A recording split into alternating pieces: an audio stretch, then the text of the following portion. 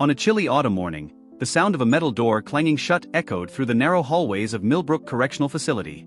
Marcus, a man in his early 30s, had already spent 5 years of his life here, convicted of a crime he swore he didn't commit. His once sharp eyes now carried the weight of injustice, the haunted gaze of someone trying to piece together his own shattered life.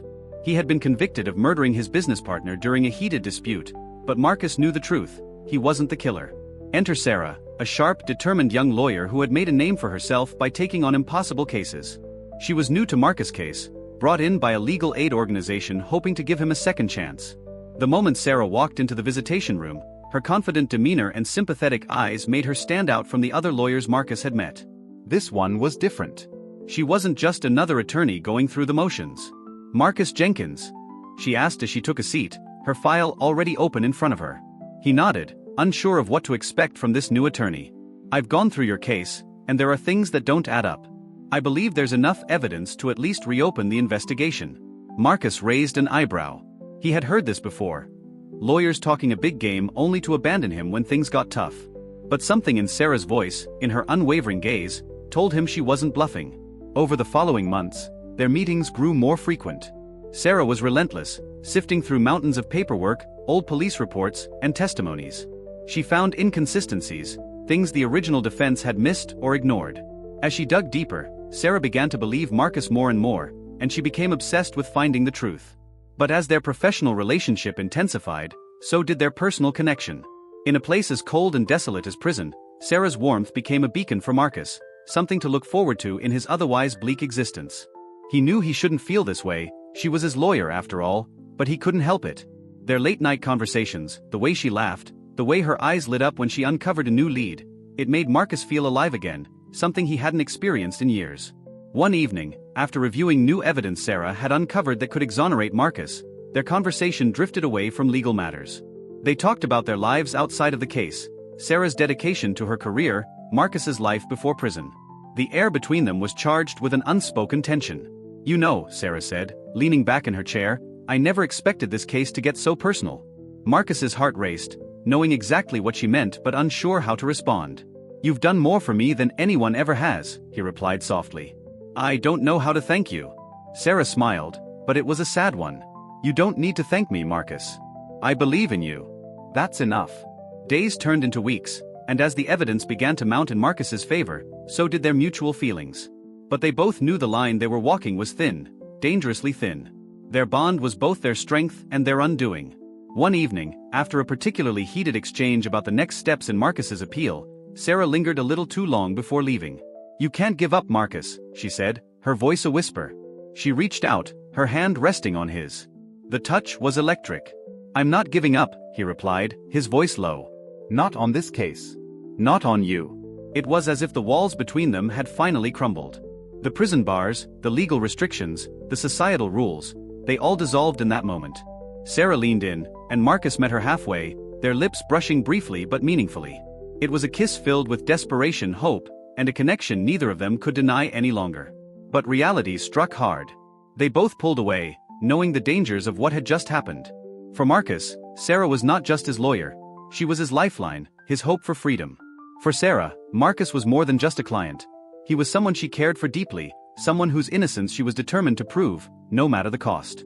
As the trial for Marcus's appeal loomed closer, the tension between them intensified. They were bound by the truth they were seeking, but also by the forbidden love that had blossomed in the shadows of his incarceration. In the final days before the appeal, Sarah found the piece of evidence that could break the case wide open. An old security tape showing someone else leaving the crime scene moments after the murder. It was enough to exonerate Marcus. But with this revelation came the weight of what had happened between them. At the appeal hearing, Sarah delivered a powerful argument, her voice steady but filled with emotion. She fought not just for Marcus's freedom, but for the justice he had been denied for so long. As the judge finally declared that Marcus's conviction would be overturned, the courtroom erupted. Marcus was free. But their story wasn't over. Outside the courtroom, as reporters swarmed and the world celebrated Marcus's release, he and Sarah shared one final, knowing glance. They had both fought too hard, sacrificed too much. Their love had been forged in the harshest of circumstances, but now they faced a new reality. A world where they were no longer bound by bars but by the choices they would make next. "Thank you, Sarah," Marcus said, his voice thick with emotion. She smiled, her eyes glistening. You're free now, Marcus. That's all that matters. But they both knew it wasn't. Not anymore. After the courtroom emptied and the flashing cameras finally dimmed, Marcus and Sarah stood on the courthouse steps, basking in the crisp autumn air that no longer carried the heavy weight of confinement. For Marcus, the world outside felt both familiar and foreign. So much had changed in the years he had been locked away. Yet, standing next to Sarah, it all seemed possible. He could start over. But he couldn't shake the feeling that their bond, forged through months of late-night work, shared secrets, and a kiss they could never forget, was unfinished. "You know, it's strange," Marcus said, breaking the silence between them. "I thought freedom would feel different. Lighter." Sarah glanced up at him, her expression soft but guarded. "You've been fighting for so long, Marcus. It takes time." "Does it?" he asked, his eyes searching hers. "Because right now I feel like I'm still carrying something heavy." Sarah knew what he meant. It wasn't the legal battle anymore, it was them. The feelings they'd left simmering just beneath the surface, always suppressed but never forgotten. She had done what she came to do, prove his innocence, set him free. But now that they stood on the other side of that victory, what came next? "I think we should talk," Sarah began carefully, trying to choose her words. "About everything." Marcus nodded, understanding. "Yeah, we should." They found a quiet cafe just down the street, a stark contrast to the whirlwind they had just left behind at the courthouse. The small table between them felt like both a bridge and a barrier, the space where lawyer and client once sat now charged with something far more personal. Sarah sipped her coffee, her mind racing. "I wasn't expecting this," she admitted finally, her voice barely above a whisper. "I wasn't expecting to feel what I feel for you." Marcus leaned forward, his eyes intent on hers. "I know. I didn't either. But I can't pretend it's not there, Sarah. You," he paused, searching for the right words. "You gave me something I hadn't had in years. Hope. And maybe more than that." Her heart pounded, but she had to stay grounded. "Marcus, we crossed a line." "I crossed a line. And now?" "Now what?" he interrupted gently, but there was a quiet intensity behind his words. "I'm not your client anymore, Sarah. You fought for me. You saved me. But this," he gestured between them, "this isn't about the case anymore. It hasn't been for a long time." Sarah's breath caught. He was right. Somewhere along the way, her desire to prove his innocence had become tangled with her feelings for him, feelings she had tried so hard to bury beneath professionalism. "What if we made a mistake?" she asked, her voice vulnerable, revealing the fear she had been carrying. "What if this was just the heat of the moment, the pressure, the connection from the case?" "What if?" "It's not," Marcus said firmly, cutting her off. "At least, not for me." They sat in silence for a long moment, the weight of the unspoken lingering between them. Sarah's mind reeled, trying to balance the intensity of her emotions with the reality of the situation. She had crossed a line as a lawyer, but now she was free to choose something for herself, free to choose Marcus. "What if it is real?" Marcus asked quietly, breaking through her swirling thoughts. "What if we're not just bound by the past, but by the future we could have?" Sarah didn't answer right away.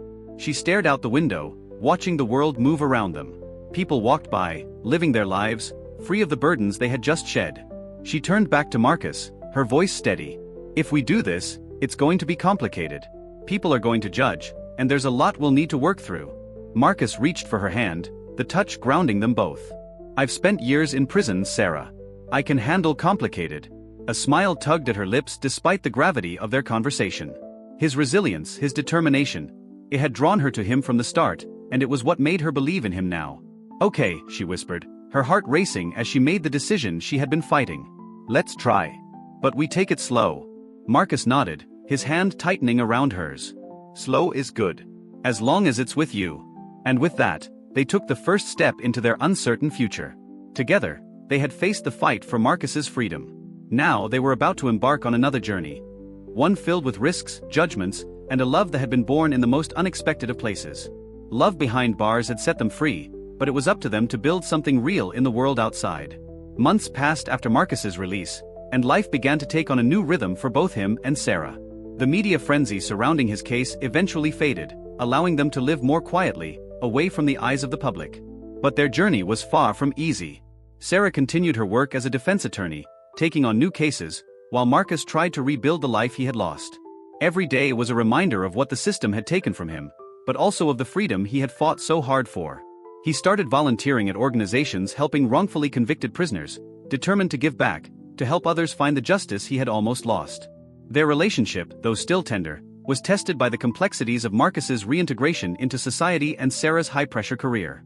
They kept their relationship private, aware of the potential fallout if people found out how close they had become while he was still her client. But in the quiet moments, when it was just the two of them, they found solace in each other. One evening, as the first winter chill settled over the city, Marcus and Sarah sat together in the small apartment they now shared. The night was calm, the flicker of candlelight casting a warm glow on their faces. "I never thought I'd get here," Marcus said quietly, staring out the window at the snowflakes beginning to fall. "I never thought I'd be free again." Sarah turned to him, her eyes soft, but there was a strength there too. "You fought for it, Marcus. "You deserve this." He shook his head. "I didn't fight alone. You saved me." She reached for his hand, her fingers curling around his. "We saved each other." The truth of her words hung in the air. In fighting for Marcus's freedom, Sarah had found a purpose deeper than any case she had ever taken on. And Marcus, in discovering that someone believed in him enough to fight through the layers of doubt and injustice, had found more than freedom. He had found love. But as they sat in the quiet of their apartment, the weight of their shared past still lingered. They had overcome so much, but there was always the question of whether they could build something lasting outside the crucible that had brought them together.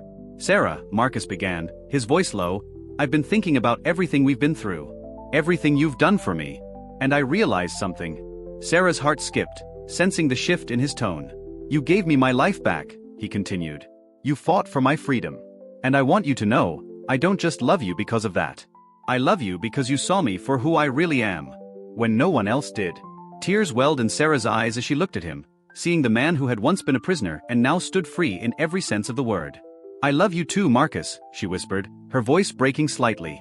"I always believed in you. And I believe in us." Marcus reached into his pocket and pulled out a small, simple box. Sarah's breath caught in her throat as he opened it to reveal a modest but beautiful ring. "I know life hasn't been easy for us, and I know there will always be challenges," he said, his voice thick with emotion. "But I want to face them with you, Sarah.